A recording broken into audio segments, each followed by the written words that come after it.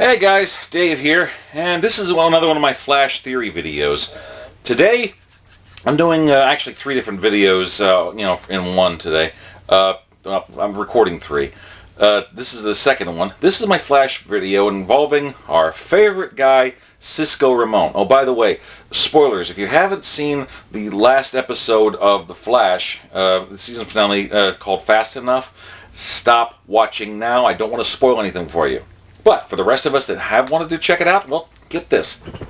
In the finale, it was finally revealed one of the theories I actually managed to be right about, involving the fact that when, in another reality and timeline, when Eobard Thawne punched his vibrating hand through Cisco Ramon's chest and killed him, it may have actually set off his metagene, and allowing him to actually pick up vibrational forces from other realities.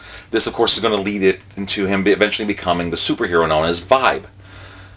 But I started thinking about something. Although this was great, and he's able to remember something from a timeline that technically never happened, it was real that when the explosion happened, it actually may have triggered his metagene, so something was hacking, but nothing major kicked in that we could see. But one of the other things about Cisco that has been consistent through the Flash series is that he's been the one that's been naming the bad guys. So, he's been giving them cute little code names and whatnot, but that got me thinking about the mechanics of the DC Universe. You see, all throughout its history, including the Flash, when Barry Allen grew up, he was reading comic books, about the Golden Age stuff with Jay Garrick and the Justice Society. Jay Garrick was the very first Flash.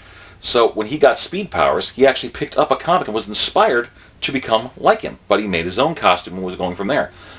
Barry was also the first guy to manage to break through the dimensional barrier and go into that reality, meeting up with that Flash, which also led eventually to the Justice League and Justice Society having many crossovers before Crisis merged them all into one world. Here's something that's been consistent with DC Comics. The way they write it, if something appears in a comic book and is just completely fiction in one reality, it's actually real in another universe and dimension. So what you're reading about here may actually be happening in somewhere else in the multiverse. Kind of a cool idea when you think about it. I mean, this has happened a lot with I've seen things like this with Flash, Animal Man series. I've seen with the Multiversity. Also, a lot of other stuff going on with Convergence and things like that. The whole comic book in one reality and, being real in another is a consistent thing.